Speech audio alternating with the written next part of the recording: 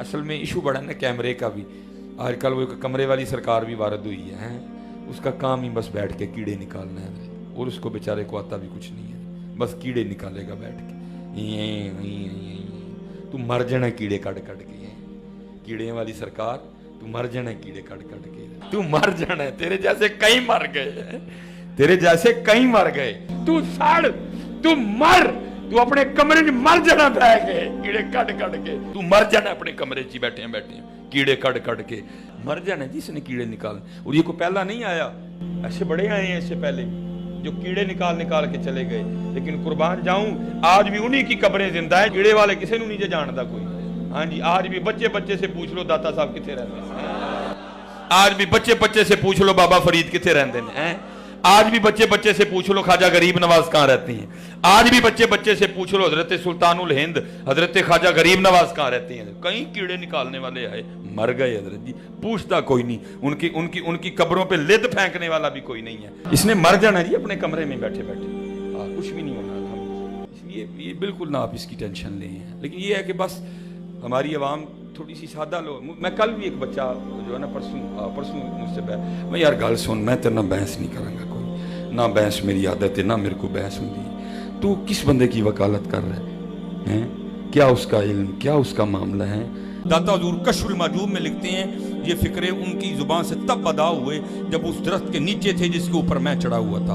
आप फरमाते खुदा की इज्जत और अजमत की कसम, पूरा दरख्त, उसकी टहनियां, उसका तना, उसकी जड़ें भी सोने की हो गई, सारा, हाँ सारा ही सोने का हो गया। अब वो जो है ना वो मिट्टी उठाने के लिए नीचे हुआ, तो नीचे देखा तो जमीन सोने की जमीन सोने की है। ये क्या हुआ? दाएं देखा तो सोना, बाएं देखा तो सोना, आगे देखा तो सोना, पीछे देखा तो सोना। अब बाबा जी ने काम किया था, क्यों नहीं मिट्टी दियां टेमा फड़ान दिया, और कहता हुजूर कहां से पकड़ाऊं, मिट्टी है ही नहीं, जहां तक नजर जाती सोना ही सोना है। बाबा जी एक सवाल है बाबा जी, अगर आप हवा में सोना निकाल सकते हैं बाबा जी, तो देश की गरीबी क्यों नहीं मिटा देते बाबा? जवाब बाबा जी, जब आप खुद सोना निकाल सकते हो तो हम लोगों से चंदा क्यों लेते हो बाबा जी?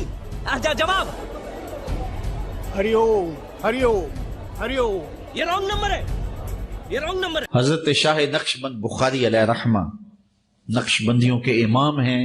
आप काबुल में तशरीफ लाए तो बादशाह के घर में काम करने वाली एक खातून आपसे रूहानी निस्बत कायम कर लेती है। जो उसकी हम मनसब थी उन्होंने उससे हसद किया और बादशाह के घर का जेवर चोरी करके उस पर इल्जाम धर दिया और गवाहियां भी दे दी। बादशाह को बड़ा गुस्सा आया, उसने कोई बात सुने बगैर कहा कि इसको ले जाओ और महल की छत से ऊपर गिरा दो। खैर उसको छत पे ले गए, जब फेंकने लगे तो उसके दिल में ख्याल आया, वो किसी ने बताया था कि औखे वेले बुजुर्ग काम आते हैं, तो इससे बढ़कर औखा वेला हो क्या सकता है। तो उसने बुखारे की तरफ मुंह करके कहा, शै लिल्ला चू गदाए मुस्तमंद अल मदद खाहम ज शाहे नक्शबंद। और इतने में जल्लाद ने पीछे से धक्का दे दिया। जब वो नीचे गई तो हजरत शाह नक्शबंद बुखारी ने पकड़ के आराम से जमीन पर रख दिया।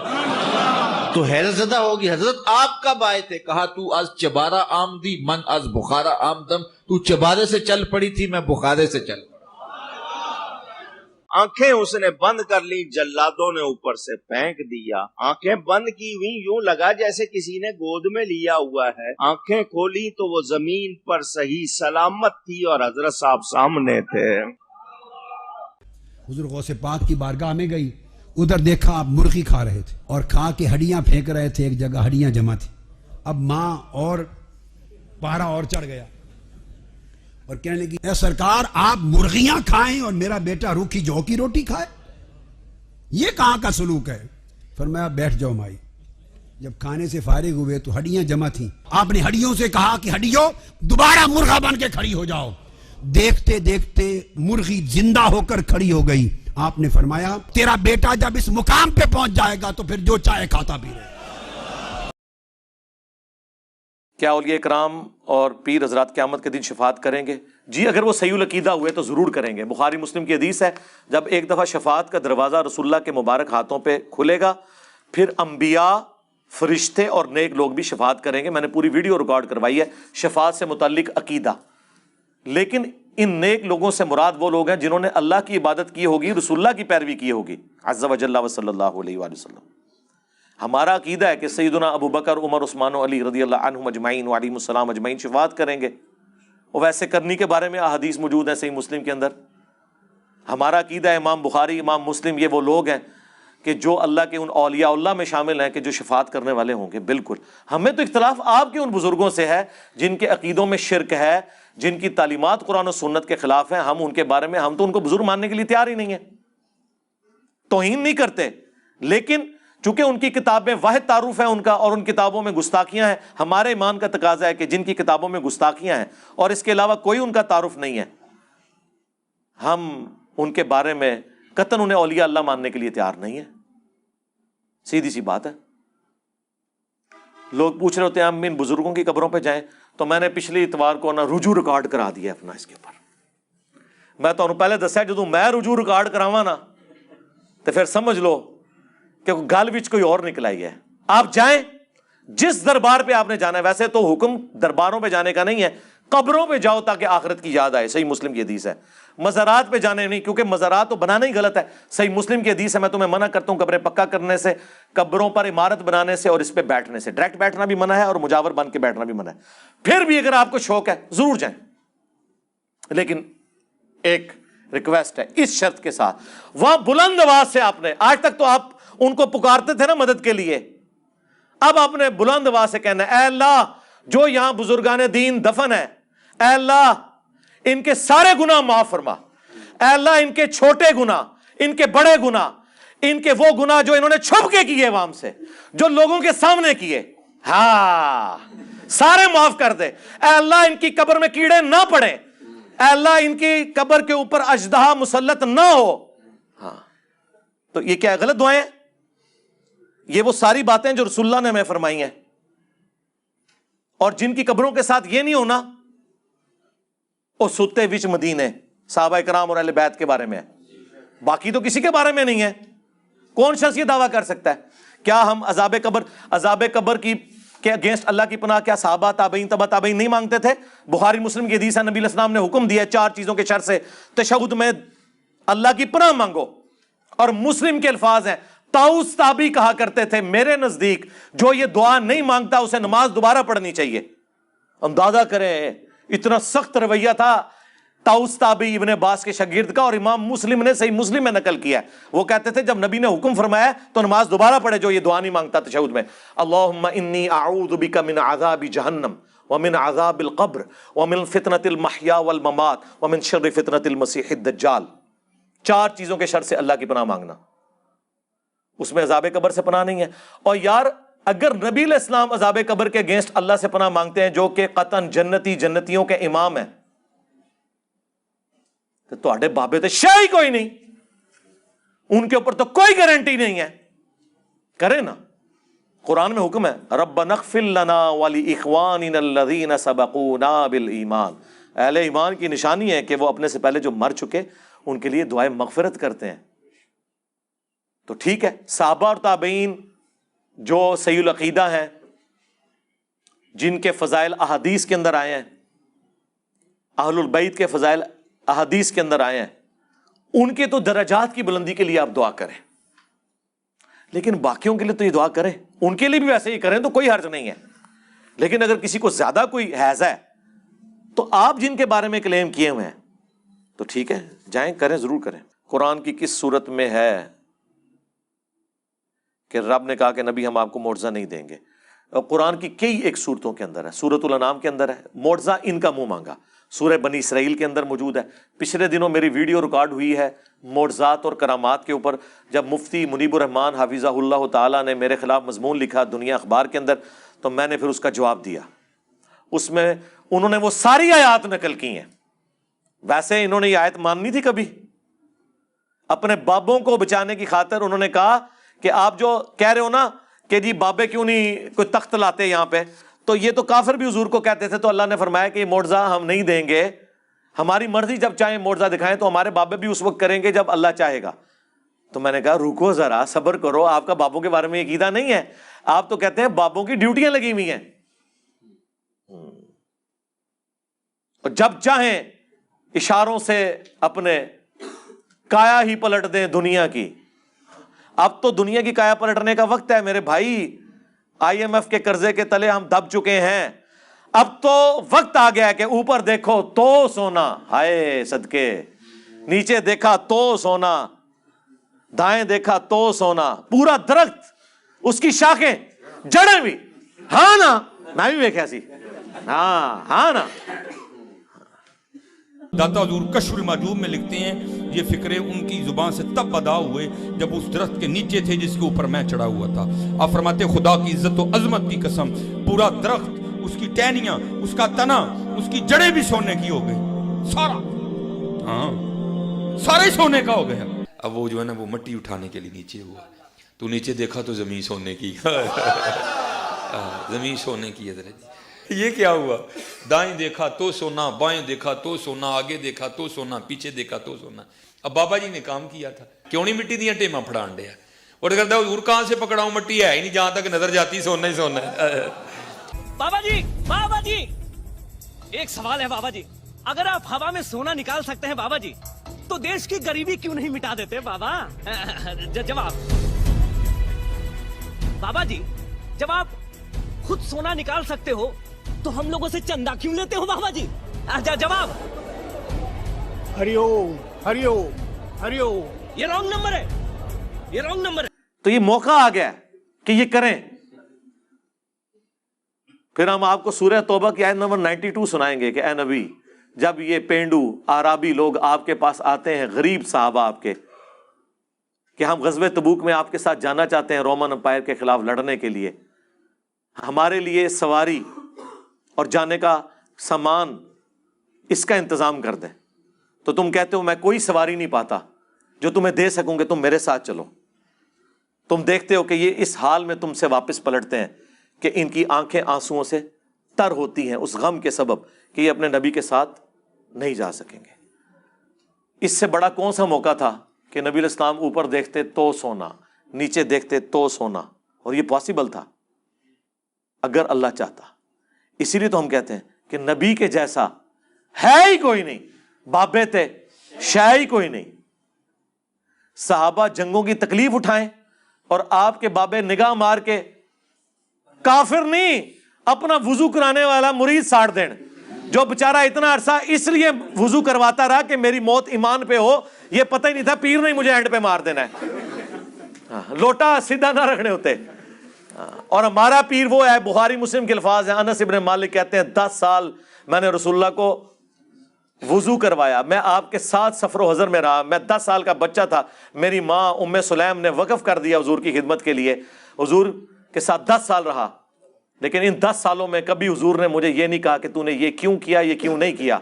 मैं बच्चा था, हुजूर किसी काम से भेजते थे सल्लल्लाहु अलैहि वसल्लम, तो मैं जाता और बाज़ औक़ात भूल जाता और बच्चों के साथ खेलना शुरू कर देता, तो नबी इस्लाम मेरे पीछे आके खड़े होते, कानों को पकड़ के ज़्यादा से खींचते नहीं, प्यार से, 19 अनस को ना 19, हम उर्दू में 19 कह देते हैं, बस न कान खींचे न कभी डांटा, ठीक है। और आप कहते हैं आपके बुजुर्गान दीन तो वली जी उस टाइम तक नहीं बनता जदों तक के नबी दी सुन्नत ते ना अमल करे।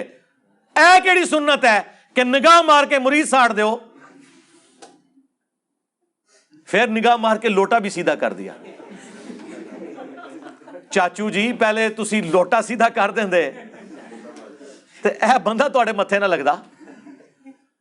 मैं तो कहता हूं कि 302 लगती है जो बंदा मार ना हक मारा है, कत्ल ना हक है, और ये फसाद फिल अर्द है कि एक बंदा पूरी जिंदगी आपकी खिदमत करता रहा, आपने उसे कत्ल कर दिया। फसाद फिल अर्द की सजा यह है कि मुखालिफ समत के हाथ पांव काटे जाए और सूली दिया जाए।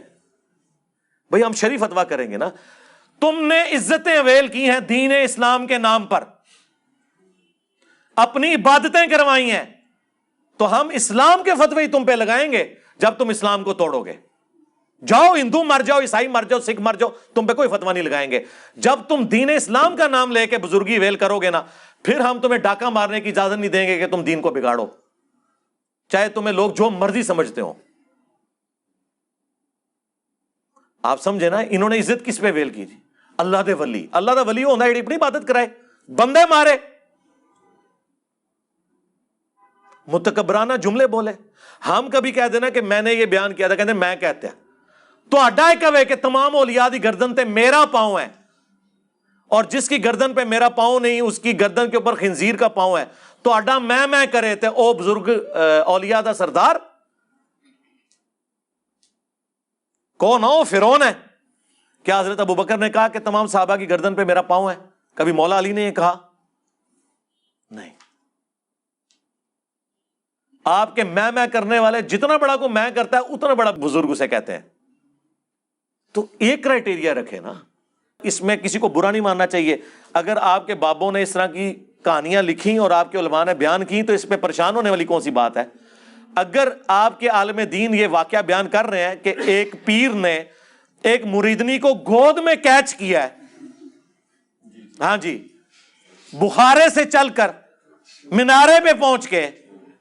حضرت شاہ نقشبند بخاری علیہ رحمہ نقش بندیوں کے امام ہیں. آپ کابل میں تشریف لائے تو بادشاہ کے گھر میں کام کرنے والی ایک خاتون آپ سے روحانی نسبت قائم کر لیتی ہے. جو اس کی ہم منصب تھیں انہوں نے اس سے حسد کیا اور بادشاہ کے گھر کا زیور چوری کر کے اس پر الزام دھر دیا اور گواہیاں بھی دے دی. بادشاہ کو بڑا غصہ آیا. اس نے کوئی بات سنے بغیر کہا کہ اس کو لے جاؤ اور محل کی چھت سے اوپر گرا دو. خیر اس کو چھت پہ لے گئے. جب پھینکنے لگے تو اس کے دل میں خیال آیا, وہ کسی نے بتایا تھا کہ اوکھے ویلے بزرگ کام آتے ہیں, تو اس سے بڑھ کر اوکھا ویلا ہو کیا سکتا ہے. تو اس نے بخارے کی طرف منہ کر کے کہا, شیئن للہ چو گدائے مستمند المدد خواہم ز شاہ نقش بند. اور اتنے میں جلاد نے پیچھے سے دھکا دے دیا.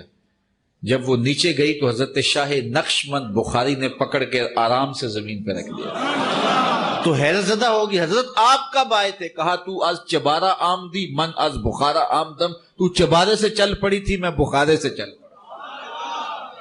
آنکھیں اس نے بند کر لی, جلادوں نے اوپر سے پھینک دیا. آنکھیں بند کی ہوئی یوں لگا جیسے کسی نے گود میں لیا ہوا ہے. آنکھیں کھولی تو وہ زمین پر صحیح سلامت تھی اور حضرت صاحب سامنے تھے.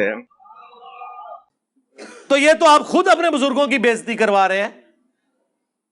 ہم اس کی انجینئرنگ نہ کریں کہ بخاری مسلم میں حدیث ہے نبی الاسلام نے کبھی کسی عورت کو ہاتھ نہیں لگایا. اس پہ آپ کہیں گے کہ جی جو ہے وہ بزرگوں کی توہین ہو رہی ہے. توہین تو آپ نے خود کروائی یا ان بزرگوں نے خود کی جنہوں نے یہ حرکتیں کی, یا اپنے بارے میں جھوٹی کہانیاں بنا کے لکھوائیں. تو یہ میمز جتنی بن رہی ہیں, ان میمز میں جتنے واقعات ہیں,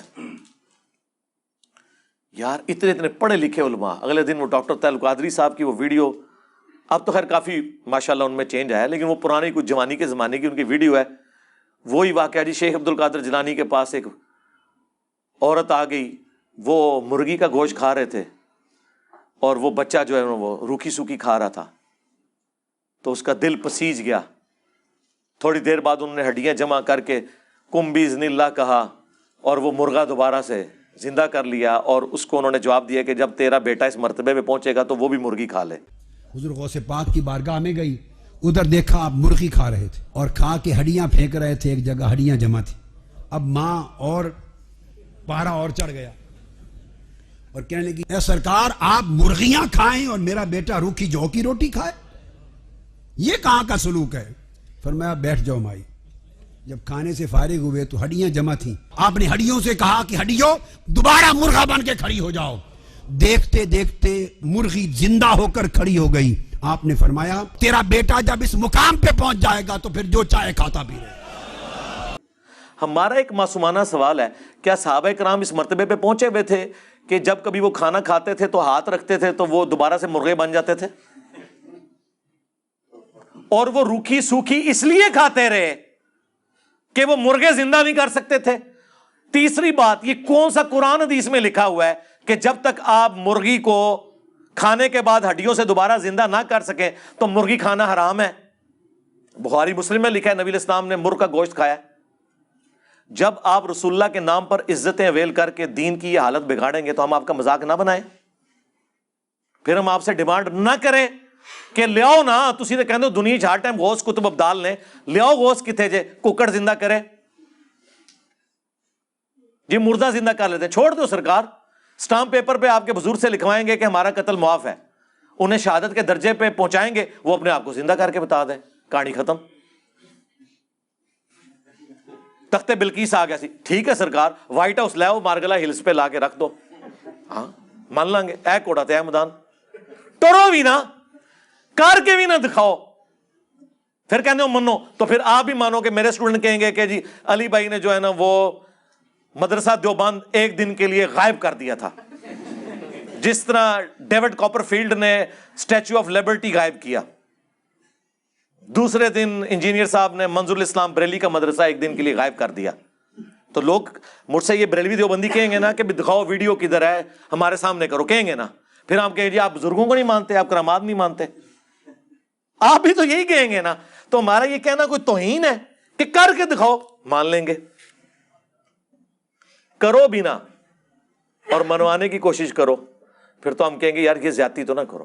تو ہمارا مقدمہ بھی سمجھیں، میں جتنی باتیں کر رہا ہوتا ہوں ریبٹل میں کرتا ہوں، اور یہ لوگ ان باتوں کے اوپر کہتے ہیں کہ دیکھیں یہ توہین کر رہا ہے۔ توہین نہیں ہوتی ہے، آپ نے جو بکواسیات ارشاد فرمائی ہوتی ہیں نا، بونگیاں شریف، ان کے جواب میں بات کر رہا ہوتا ہوں۔ تو ریبٹل میں جب بات کی جاتی ہے اس کو اس کے کھاتے میں ڈالا جاتا ہے جس نے کام ڈالا ہے۔ ڈاکٹر ذاکر نائک اگر یزید کو رضی اللہ عنہ نہ کہتا، قسطنطینیہ کی بشارت نہ فٹ کرتا، تو میں نے کبھی 2011 کو وہ جواب دینا تھا حسینیت اور یزیدیت کا تحقیقی جائزہ 10 دسمبر 2011 کو، مسئلہ 61 نہیں۔ آپ جوتیاں مارے ہمارے سروں کے اوپر، ہمیں جواب بھی نہ دینے دیں۔ اگر الیاس قادری صاحب یہ نعرہ نہ لگواتے بے خطا بے گناہ معاویہ معاویہ، تو ہم نے کبھی جواب دینا تھا کہ آپ عمار ابن یاسر کو تو یہ نہ کہیں کہ بے گناہ بے خطا، جس کو رسول اللہ بھی کہہ رہے ہیں کہ اسے باغی جماعت قتل کرے گی، صحیح بخاری 2812 اور 447، یہ انہیں اللہ اور جنت کی طرف بلائے گا، وہ جماعت جہنم کی طرف بلا رہی ہوگی، باغی جماعت، جس کو نبی علیہ السلام خود کہہ رہے ہوں کہ یہ بے گناہ شہید کر دیا جائے گا باغیوں کے ہاتھوں، جنت کی طرف بلاتے ہوئے، اسے تو آپ بے گناہ بے خطا نہ کہیں۔ اور جو مارنے والے ہیں مروانے والے ہیں ان کے ناموں کے آپ نعرے لگائیں تو ہم جواب نہیں دیں گے؟